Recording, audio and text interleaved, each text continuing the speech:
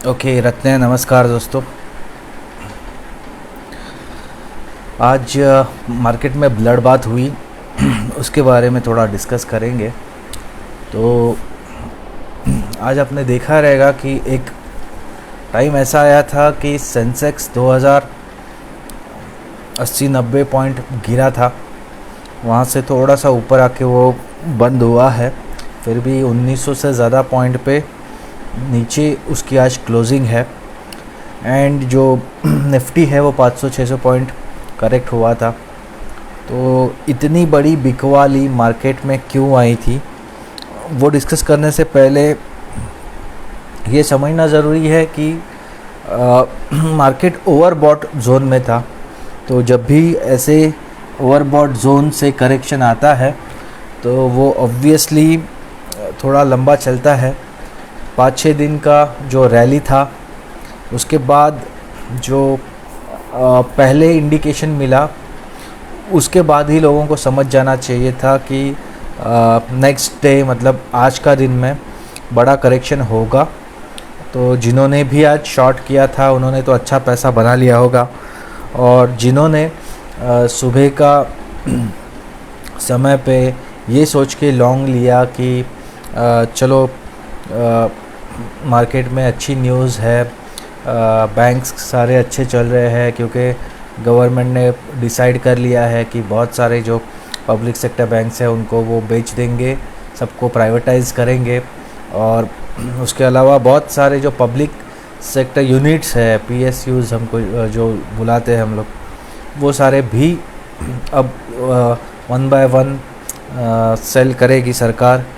विनिवेश अलग होता है, प्राइवेटाइजेशन अलग होता है। तो यहाँ पे जो मैनेजमेंट है वो प्राइवेट मैनेजमेंट लाने का काम चलेगा, और फिर यहाँ पे कोशिश ये होगी कि कैसे सरकार कोई भी बिजनेस में ना रहे, क्योंकि वैसे ही इंडिकेशन दिए है कि सरकार का काम बिज़नेस चलाना नहीं होता है, ऐसे मोदी जी ने खुद बोला है। तो हो सकता है कि यहाँ पे ये न्यूज़ के वजह से जो कोल इंडिया आपने देखा रहेगा, या फिर बाकी के भी जो पीएसयू सेक्टर के स्टॉक्स थे वही चल रहे थे, और जो ये हमारे लीडिंग बैंक्स वगैरह है वो काफ़ी आज गिरे हुए थे।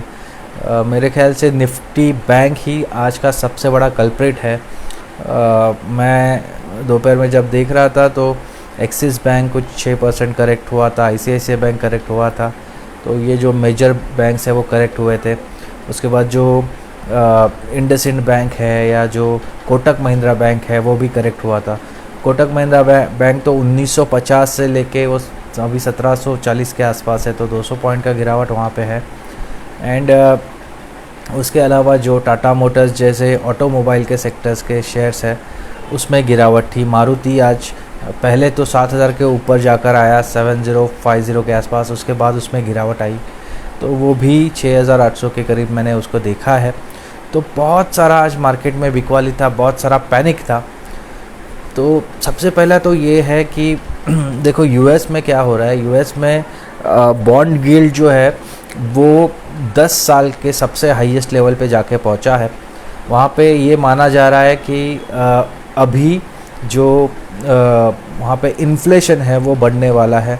तो अगर वहाँ पे इन्फ्लेशन बढ़ता है तो इंडिया जैसा जो डेवलपिंग मार्केट है वहाँ का जो करेंसी है वो डिप्रिशिएट होगा, तो रुपी गिरने का चांसेस ज़्यादा है। इसलिए एफआईआईज़ क्या कर रही है कि यहाँ से वो सेल कर रही है, और यहाँ से निकलने के बाद जो पैसा है वो अपने मार्केट में डालेगी, या फिर कुछ समय पे वो कैश पे बैठी रहेंगी। लेकिन यहाँ पे देखना ये है कि फिर इंडियन मार्केट में क्यों सेलिंग आ रही है। तो यहाँ पे इंडिया में अलग अलग न्यूज़ है। पहले तो ये है कि एफआईआई सेल कर रहे हैं, तो जो लोग होल्डिंग पे इतना टाइम से पैसा कमा रहे थे उनको ऐसे लगा कि यार अगर मैं मेरा रिस्क कम नहीं करता, मैं सेल ऑफ नहीं करता इनके साथ, तो जितना मैंने कमाया है वो चला जाएगा। तो इसलिए वो लोग सेल ऑफ कर रहे हैं। दूसरा तो ये है कि मार्च अभी नज़दीक आने वाला है, तो मार्च महीना जो होता है वो अपना फाइनेंशियल ईयर का एंड होता है। तो बहुत सारा वहाँ पे रिडेम्पशन किया जाता है म्यूचुअल फंड्स में, बहुत सारे रिटेल इन्वेस्टर द्वारा या फिर बहुत बड़े बड़े जो पीएमएस होते हैं उनके द्वारा। तो मार्च आने के पहले थोड़ा बहुत सेल ऑफ हमेशा देखा गया है। आज क्योंकि फेब का लास्ट दिन था तो हमको ऑलमोस्ट हम लोग समझ सकते हैं कि ये मार्च का आने का ये अंदेशा है, उसके पहले की ये सेलिंग है। जो तीसरा रीज़न है वो ऑब्वियसली कोरोना वायरस है, क्योंकि जो second wave of corona virus है वो इंडिया में काफ़ी बुरी तरह से फैल चुका है। महाराष्ट्र एंड केरला ये दो मोस्ट अफेक्टेड स्टेट्स है। महाराष्ट्र में तो 68% केसेस है फ़िलहाल, जो भी इंडिया में केसेस है उसके। और पहले तो ऐसा था कि चलो मेट्रो सिटी में कोरोना फैलता था, वहाँ से वो बाकी का जगह पे जाता था। पहली बार ऐसा हुआ है कि अमरावती, नागपुर ऐसे अलग अलग छोटे छोटे शहरों में से कोरोना फैला है। और मुंबई में तो खैर जब से लोकल शुरू हुई है तब से हमको लगा ही था कि कोरोना फिर से बढ़ेगा, तो वो हुआ है। लेकिन बुरी बात ये चल रही है कि बहुत सारे जो एजुकेशनल इंस्टीट्यूट्स है, बच्चों के स्कूल्स है जो फिर से शुरू हुए थे, वहाँ के बच्चों को भी कोरोना होना शुरू हुआ है। जिनका इम्यूनिटी अच्छा है वो जल्दी ठीक हो जाते हैं, इसलिए हमारे यहाँ पे 94% तक का रिकवरी रेट भी देखा जा रहा है। लेकिन प्रॉब्लम ये है कि यहाँ पे म्यूटेशंस के कारण 250 से ज़्यादा वेरिएंट्स महाराष्ट्र में है, जिसमें कि 2 वेरिएंट्स बहुत फास्ट फैल रहे हैं, बहुत बुरी तरह से लोगों को अपने कब्ज़े में ले रहे हैं। बहुत लोग बीमार पड़ रहे हैं और उनको उसका सामना करना पड़ रहा है। तो ये जो रीज़न है उसके वजह से आपने देखा बहुत सारे शहरों में संचार बंदी लागू हो गई, बहुत सारे जगहों पे पार्शियल लॉकडाउन, मिनी लॉकडाउन जिसको बोला जा रहा है वो शुरू हुआ।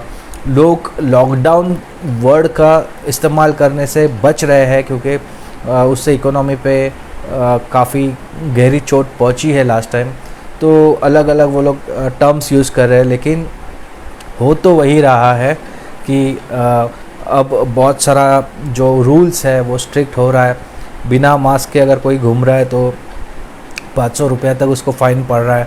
बिना मास्क के कोई ड्राइव कर रहा है तो 2000 तक का उसको फ़ाइन पड़ रहा है। एंड अगर शादी में 50 से ज़्यादा अगर लोग जा रहे हैं तो 50,000 का वहाँ पे पेनल्टी पड़ रहा है। तो ऐसे बहुत सारे रूल्स अभी लाए जा रहे हैं और ये कोशिश की जा रही है कि लोग जो बिना मतलब के बाहर घूमते हैं उनका बाहर घूमना बंद किया जाए, और जो लोग काम पे भी जा रहे हैं वो लोग कम से कम सोशल डिस्टेंसिंग, मास्क वगैरह वगैरह जो इम्पोर्टेंट चीज़ें हैं उसको फॉलो करें। तो वही रीज़न है कि कोरोना का जो डर है फिर से आया है, तो सेल ऑफ होना लाजमी है। तो मैं समझता हूँ कि जो इंडिया में जो सेल ऑफ हो रहा है उसके पीछे ट्रिगर्स काफ़ी ज़्यादा है। ये सिर्फ़ और सिर्फ इसलिए सेल ऑफ नहीं हो रहा है कि FIIs यहाँ पे सेल कर रहे हैं। बहुत बार आपने देखा होगा जब FIIs सेल करते हैं तो जो DIIs होते हैं, डोमेस्टिक इंस्टीट्यूशनल इन्वेस्टर्स, वो वहाँ उसको कंपेंसेट कर देते हैं, वो वहाँ पे बाइंग करते हैं। तो इसलिए ये जो सेलिंग है उसमें काफ़ी ज़्यादा, एक से ज़्यादा रीजंस है। और जो टेक्नोलॉजी स्टॉक्स में US में सेल ऑफ हुआ, उसके बाद उसका हमने देखा कि इफ़ेक्ट इंडिया में भी हुआ। इंडिया में भी आप देखोगे तो इन्फोसिस, TCS वगैरह जो विप्रो जैसे जो काउंटर्स है उसमें अच्छा खासा गिरावट यहाँ पे आया है। और मैं समझता हूँ वहाँ पे ही हमको एंट्री मिलनी चाहिए, क्योंकि अगर फिर से लॉकडाउन लगता है तो फिर से वर्क फ्रॉम होम शुरू होगा, फिर से IT कंपनीज़ में रौनक आएगी। एक API से रिलेटेड भी कुछ गवर्नमेंट अनाउंस की है जिसमें रियायतें कुछ मिलने वाली है जो भी फार्मास्यूटिकल इंडस्ट्री में है, APIs बनाते हैं। तो मैं समझता हूँ सन फार्मा, डॉक्टर रेड्डी जैसे स्टॉक्स को आपको रडार पे रखना चाहिए। और यहाँ पे और एक चीज़ बताने लायक ये है कि बैंकिंग सेक्टर स्टॉक्स में जो गिरावट हुई है वो काफ़ी अच्छी गिरावट है। और जिन्होंने भी अब तक देखा है कि जो भी रैली आई थी वो बैंकिंग सेक्टर स्टॉक्स में आई थी, उनका जो अर्निंग्स आया है वो भी अच्छा आया था। और हमें ऐसे लग रहा था कि जो मोरेटोरियम वगैरह के बाद जितना बैंक पे जो लोड रहेगा उससे भी ये काफ़ी उभर चुकी है। और उनका जो बिज़नेस है वो पहले जैसा हुआ है। तो मैं समझता हूँ कि अगर आपको मौका मिल रहा है बैंक्स का, जो लीडिंग बैंक्स है उनमें एंट्री करने का, तो वहाँ पे एंट्री कर सकते हो। तो ये जो गिरावट है उसका फ़ायदा फिर से अच्छे स्टॉक्स को एक्यूमुलेट करने में ही लगाना चाहिए, क्योंकि मैं नहीं समझता इससे ज़्यादा गिरावट होने वाली है। 200 डीएमए तोड़ दिया, 50 डीएमए के आसपास सपोर्ट ले लिया, तो मंडे से अच्छा खासा हमको पहले बाइंग ही दिखेगा। नॉर्मली यही होता है कि अगर मार्केट को गिरना भी होगा तो सबसे पहले बड़े सेल ऑफ के बाद कंसोलिडेशन ही आता है।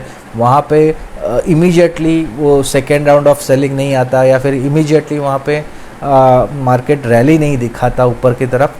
पहले साइडवेज जाता है और उसके बाद फिर डिसाइड करता है कि ऊपर जाना है या नीचे जाना है। तो मंडे का तो जो मूव रहेगा वो साइडवेज ही रहेगा, एंड मैं समझता हूँ लेकिन कुछ सिलेक्टिव स्टॉक्स में वहाँ पे अच्छी खासी बाइंग आएगी। तो 1 तारीख को हर महीने के ऑटो नंबर्स आते हैं, तो कुछ ऑटो सेक्टर कंपनीज़ में पे भी हमको मंडे को ध्यान देना है, क्योंकि वहाँ से भी हमको अच्छा खासा मुनाफा बन सकता है।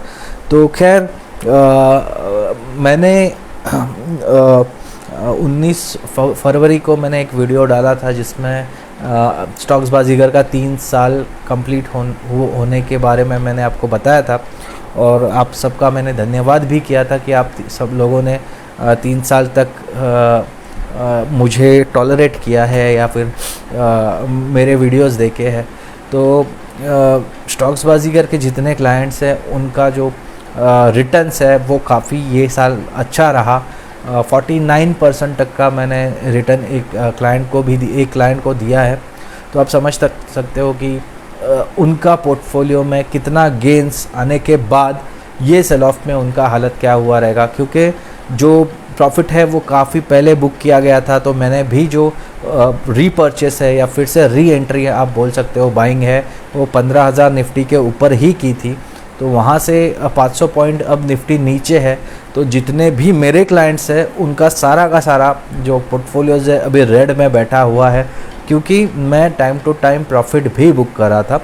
लेकिन मेरा हमेशा एक ये रहा है कि मेरा डाइवर्सिफिकेशन अच्छा रहता है, तो मैं चर्निंग के ऊपर काफ़ी खेल लेता हूँ। मुझे पता है कि कोई भी स्टॉक हमेशा के लिए नीचे नहीं रहता या हमेशा के लिए ऊपर नहीं रहता। तो अगर आपने अच्छा खासा डाइवर्सिफाई किया है तो आपको मौका मिलेगा कि आप साइक्लिक तरीके से एक स्टॉक से दूसरे स्टॉक से तीसरे स्टॉक्स में पोजिशनल व्यूज़ लेके आप कमा सकते हो। तो वही करने की कोशिश रहेगी। मार्च महीने में जो मैंने पहले ही बोला है कि जो फाइनेंशियल ईयर है उसका क्लोजिंग होता है, इसलिए बहुत सारे जो ब्रोकरेज के जो स्टॉक्स है उनको भी हमको ध्यान में रखना है।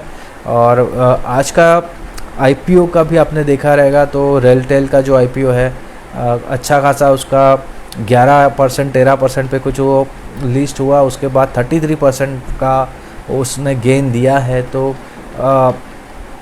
जो आईपीओज़ है उसमें अभी भी पैसा बनना जारी है।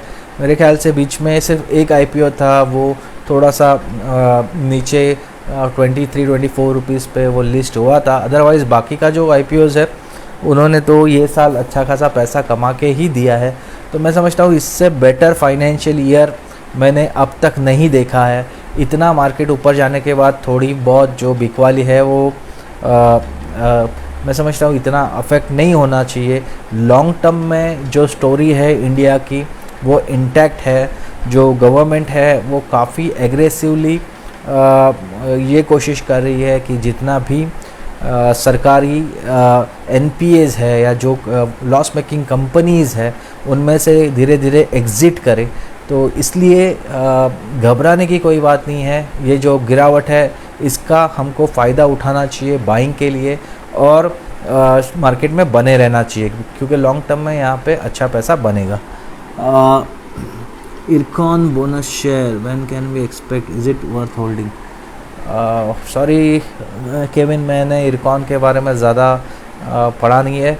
एक्चुअली मैं फ़िलहाल मार्केट में ज़्यादा पहले की तरह मैं रोज़ काम नहीं कर रहा हूँ, बिकॉज़ मेरा बाकी भी रत्न का जो ग्रुप है उससे रिलेटेड बाकी के भी स्टार्टअप्स पे मेरा फोकस रहता है। और मैंने इस साल काफ़ी अच्छा मैंने रिटर्न कमा के दिया है मेरे क्लाइंट्स को। तो हार्डली 1-2 महीना बचा है, तो उसमें करने लायक ज़्यादा कुछ है नहीं।